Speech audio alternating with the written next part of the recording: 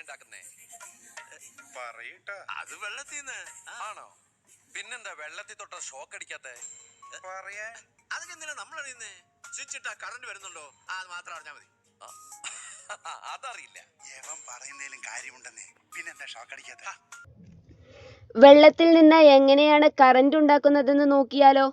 ഇതിനായി ഡാമിന്റെ ഒരു നിശ്ചിത ഉയരത്തിൽ സംഭരിച്ചിട്ടുള്ള വെള്ളത്തിന്റെ പൊട്ടൻഷ്യൽ എനർജി അഥവാ സ്ഥിതികോർജ്ജമാണ് പ്രയോജനപ്പെടുത്തുന്നത്.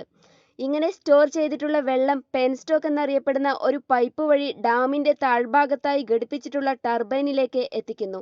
തന്നിലൂടെ ഒഴുകുന്ന വെള്ളത്തിന്റെ വേഗത ത്വരിതപ്പെടുത്തുന്ന രീതിയിലാണ് പെൻസ്റ്റോക്ക് രൂപകൽപ്പന ചെയ്തിട്ടുള്ളത്. അതുകൊണ്ട് തന്നെ ടർബൈനിലേക്ക് എത്തിച്ചേരുന്ന വെള്ളത്തിന്റെ കൈനറ്റിക് എനർജി അഥവാ ഗതികോർജ്ജം വളരെ കൂടുതലായിരിക്കും. ഇത് ടർബൈനിലെ ബ്ലേഡുകളെ സ്പിൻ ചെയ്യിക്കാൻ ഉതകുന്ന ഊർജ്ജം ടർബൈനിലേക്ക് കൈമാറുന്നു. ഇങ്ങനെ ഉയർന്ന വേഗതയിൽ കറങ്ങിക്കൊണ്ടിരിക്കുന്ന ടർബൈൻ ബന്ധിപ്പിക്കുന്നത് ഒരു ജനറേറ്ററിന്റെ ആർമേച്ചർ കോയിലിലേക്കാണ്. ഇത് ആർമേച്ചർ കോയിൽ റൊട്ടേറ്റ് ചെയ്യാൻ കാരണമാക്കുന്നു. മെക്കാനിക്കൽ എനർജിയെ അഥവാ യാന്ത്രികോർജ്ജത്തെ ഇലക്ട്രിക്കൽ എനർജിയാക്കി മാറ്റാൻ കഴിവുള്ള ഉപകരണമാണ് ജനറേറ്റർ.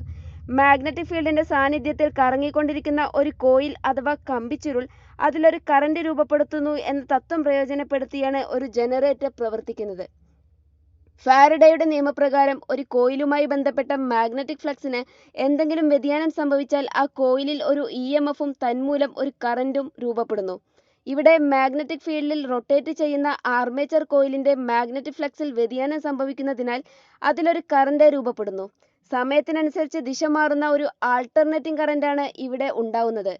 ഇങ്ങനെ ഉണ്ടാവുന്ന കറന്റിനെയാണ് നമ്മുടെ വീടുകളിലേക്ക് എത്തിക്കുന്നത്.